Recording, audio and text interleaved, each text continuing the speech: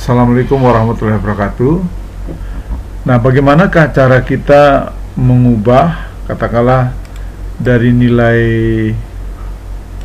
nilai ulangan harian, ya, UH1, UH2, atau UH3 dan seterusnya. Kalau kita ingin melihat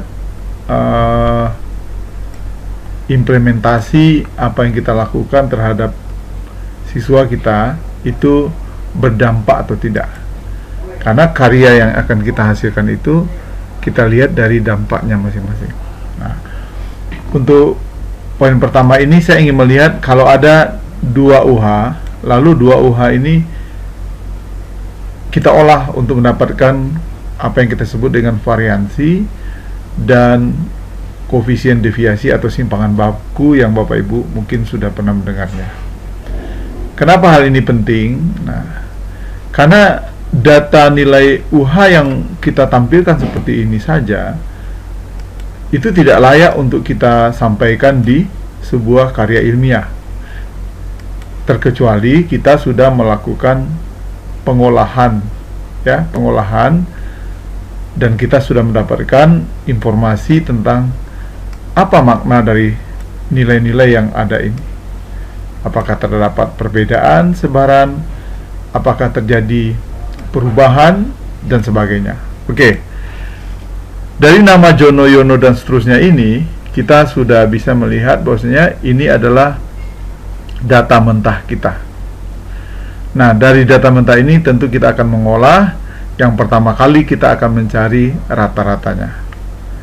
Nah, kita lihat. Nah, ini rata-rata yang kita dapatkan, ya.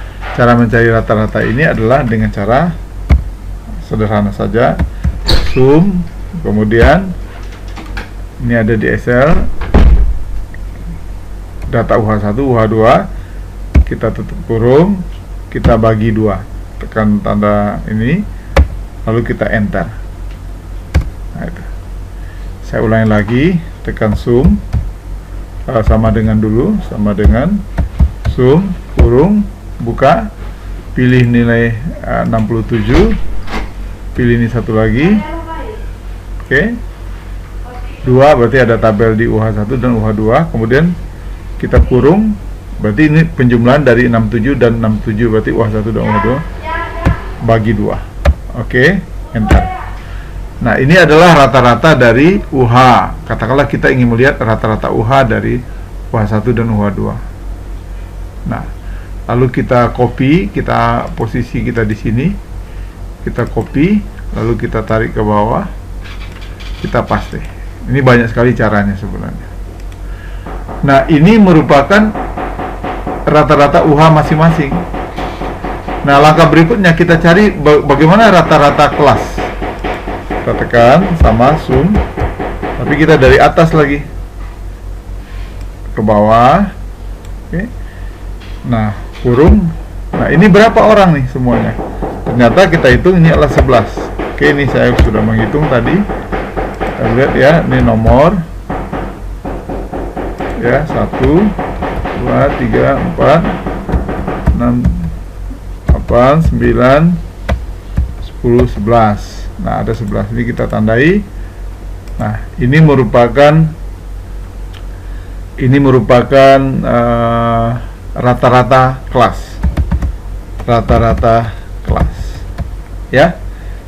Nah, begini, ini kita copy, ini rata-rata kelas, kita paste. Nah, kita tandai. Oke. Setelah itu kita cari deviasi, artinya berapa simpangan dari nilai masing-masing. Nah, nilai siswa kita tadi. Maka cara mencarinya kita kurangi aja 67, ini nilainya, kata begitu, sama dengan ini dikurang dengan 70,95455. Kita enter. Nah, ini dia dapat, ya, minus 3,95. Ini untuk si Jono. Nah, untuk melihat yang lain kita copy aja Jono. Nah, kita tarik ke bawah, kita dapat. Nah, ini masing-masingnya. Ini adalah pengurangan dari masing-masingnya. Ya, pengurangan nilai si Jono dengan rata-rata kelas. Untuk menghilangkan minus, kita kuadratkan. Deviasi dikuadratkan. Ya, kita kuadratkan. Nah, sehingga kita dapatkan hasil seperti ini. Cara mengkuadratkan sama dengan, ya, kalau kuadratkan itu pangkat 2 gitu. Kita ini, oke, apa kita kalikan juga boleh. Ini, ya, dikali ini lagi. Nah, enter, udah, itu dia dapatnya. Maka kita copy lagi yang ini, kita bawa ke bawah. Nah, inilah data yang kita dapatkan dari hasil pengkuadratan dari selisih antara nilai dengan rata-rata. Ya, nilai dengan rata-rata. Ini kita jumlahkan lagi. Sum, kita jumlahkan, ya, dari atas, jumlah kuadrat dari dibagi dengan 11. Nah, dapatlah angka 22 ini, saya tandai. Nah, yang 22 ini kita sebut dengan istilahnya variansi. Berarti ini bisa kita copy, ya, angkanya kita copy, kita taruh di bawah ini, sehingga kita dapatkan paste spesial. Kita paste hanya angka saja. Ini kita tandai lagi warnanya. Nah, inilah variansi.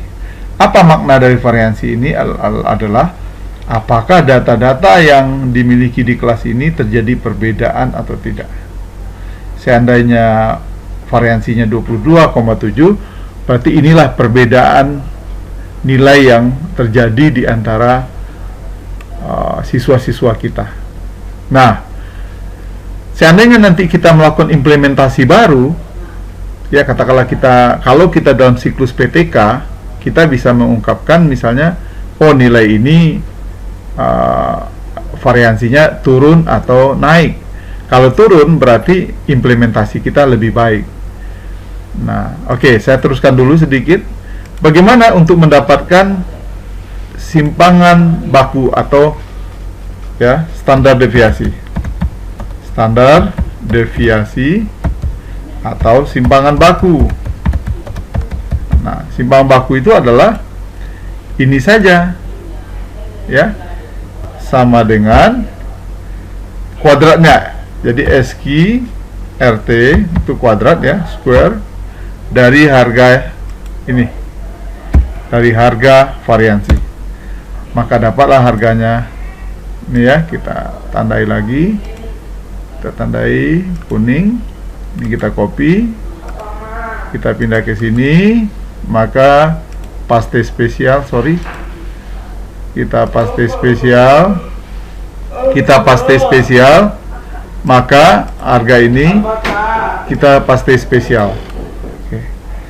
Inilah harga dari simpangan baku. Nah, Bapak Ibu sekalian, ini kalau seandainya kita mengolah data yang seperti ini. Baik, mungkin sampai di sini untuk segmen ini. Nanti Bapak Ibu silahkan mencoba, dan sebentar lagi saya akan lihatkan data berikutnya. Sekian saja. Assalamualaikum warahmatullahi wabarakatuh.